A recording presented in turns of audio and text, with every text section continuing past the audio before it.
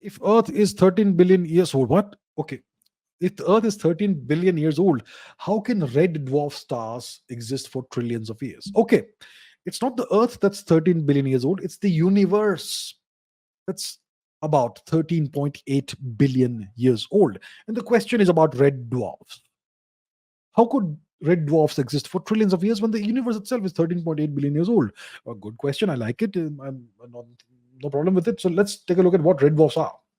What is a red dwarf? Let's go to our friend Google and ask and try and visualize a red dwarf, shall we? It's the smallest kind of main sequence star, red dwarf. A red dwarf star is the smallest. What on earth is this? I don't know what that is. It's some sci-fi series. It's the smallest type of main sequence star. Um, so it's a star that's red in color. Okay, red and very small. It's typically 0.01 or 0.02 times the mass of the sun, approximately. That's the kind of star it is. Now, what's the deal with red dwarf? That's the question. How can it exist for trillions of years? So here's how red dwarf stars can exist for trillions of years. It's because of their significantly low mass and very efficient usage of energy. What's energy? We'll come to that. So, first of all, these stars are generally about zero point 0.1 to 0.5, 0.6 times the mass of the sun. Significantly smaller, maybe 10% of the size of the sun to half the size of the sun. Roughly that sort of mass range red dwarfs have. So they're the smallest and coolest type of main sequence star. And because they are so small, the temperatures in their core are very low, about 3000 to 4000 Kelvin, which means that they burn through their fuel, nuclear fuel, hydrogen, way slower than larger stars like the sun. So the nuclear fuel in stars is hydrogen, mainly hydrogen. Most of it is hydrogen. And how is it burned? It's not burned, it's fused into helium. Fusion, nuclear fusion. So if you want to see nuclear fusion reactions, look at the sun. I mean, don't look at it directly, but that's what's happening. Okay. So these stars are much smaller and much cooler. The cores are much cooler. So they burn through the nuclear fuel much slowly, much slower than stars like the sun.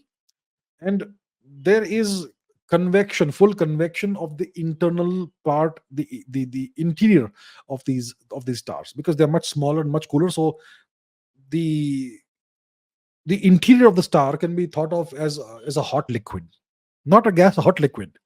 And there is complete convection, which means that everything is properly mixed inside. In the case of larger and hotter stars, there is not full convection, not complete convection, which means there is